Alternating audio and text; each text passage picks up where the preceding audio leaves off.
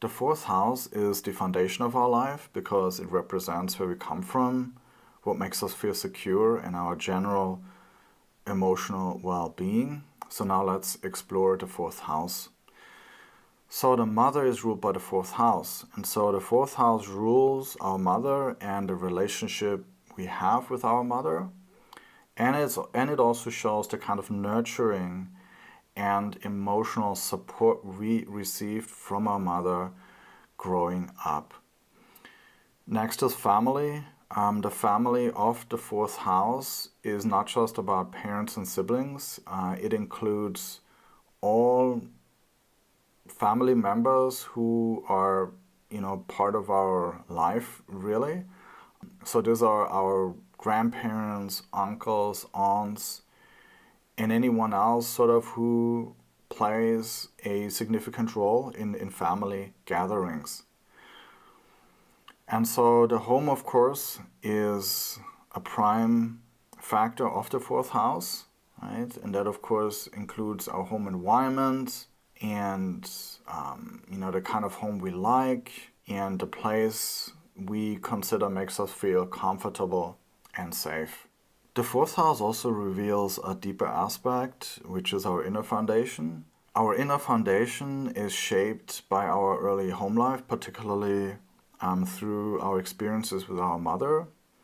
And so if we have a solid inner foundation, that makes us feel grounded and content in life. But when our inner foundation is shaky, then we naturally feel insecure and we worry a lot. Roots also belong to the fourth house, right? And our roots are our cultural values, traditions, beliefs that are passed down through the generations. And it is the roots that is really our cultural background and that shapes our sense of identity and belonging. Another aspect of the fourth house is land. And so this has to do, with land and land ownership. And then on top of the land, of course, there's property. And so houses, villas, condos, they are all considered fourth house matters. And, part of this category also are vehicles. And they can be land vehicles, right? Such as cars or trucks, but also boats and even airplanes. All of this is considered fourth house matter. And finally, let's talk about financial fortune. The financial fortune of the fourth house is different than that of the second house, right? The second house has to do with our income and our savings. The fourth house financial fortune is about wealth that is accumulated through property, investment, and even family inheritance, okay? And so if money is simply saved, it stays in the second house. But once it is invested into property or other tangible, non-liquid assets, right, then it becomes part of the fourth house. And when it comes to inheritance, then the family home or other family properties or family assets that are handed down through generations within the family are also ruled by the fourth house. The fifth house is the house of creative self-expression. And it represents the things that we love to do and the talents that we share with the world.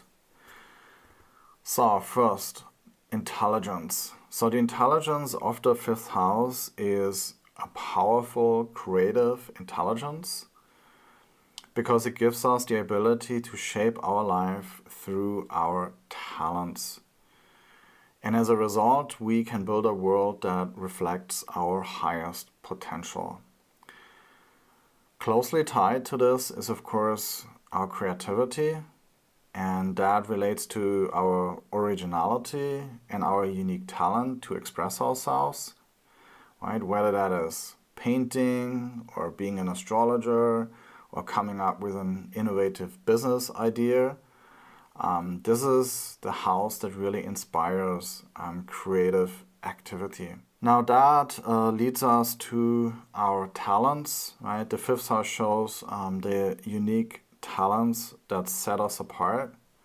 Some people, they're naturally gifted in the creative or performing arts, while others, they have a talent for business or administration. When we are creative and express our talent, then very often that leads to public recognition. And so the fifth house also can give fame. Fame is really the measurement of the influence and impact we make in the world. Now, another well-known topic of the fifth house is romance. And so the fifth house deals with falling in love, dating, flirting, and basically the feeling of being appreciated by someone special. In romance, there's display of affection, and so the fifth house really sheds light on how we express our affection.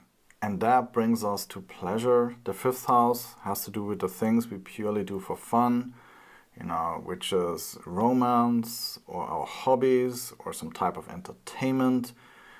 Now, the fifth house also has another side that's fun. There's a saying that if you love your work, you don't work one day in your life.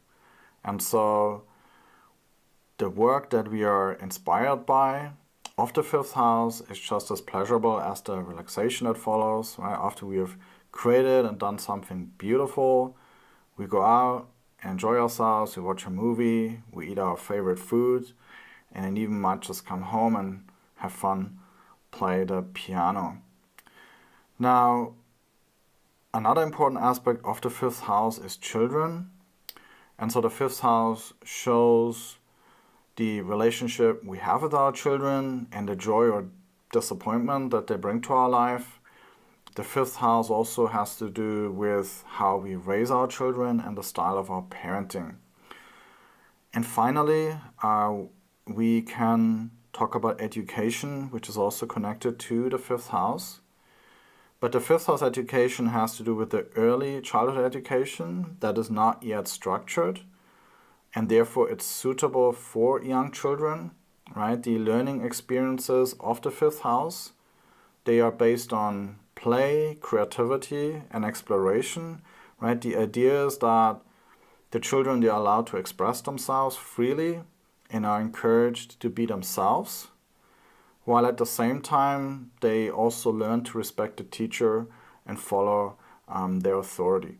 The sixth house represents the things that we must deal with on a daily basis, right? Our work, health, routines, dealing with problems. And so now let's start with health.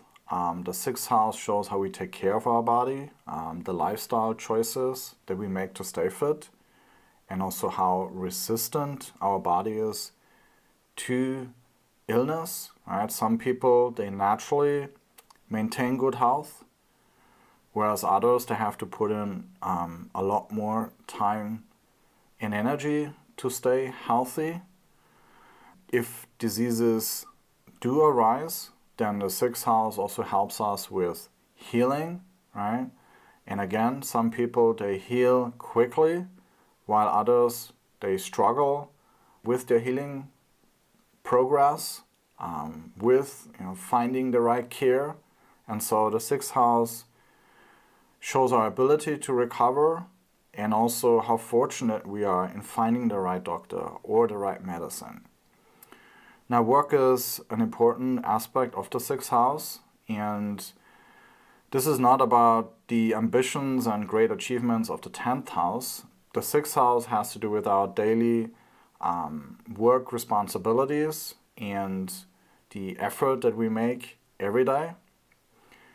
And service is also part of the sixth house, and that shows the support that we provide to others, right? These are the selfless acts, such as helping a colleague at work or simply doing what needs to be done without expecting anything in return. To manage our daily life effectively, we need routines, and the sixth house governs over our daily habits and how we manage our time.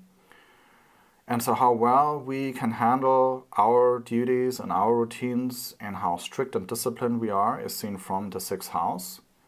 Now, life also involves dealing with enemies, right? Wherever there's enemies, there's opposition and conflict. And how well we can handle and resolve conflicts and stand our ground when necessary is seen from the 6th house.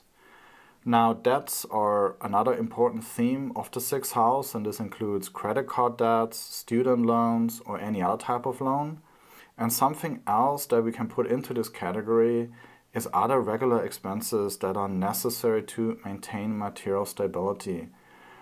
And that is paying rent, paying utility bills, phone bills, and medical expenses. The 6th house also governs legal disputes, which are the conflicts that we have with people that escalate into legal cases. And so some people, they frequently find themselves involved in legal battles, while others rarely encounter such issues. And so overall, the 6th house is the house of obstacles, right? Every day we need to deal with challenges and difficulties, and they take up our time, energy, and money.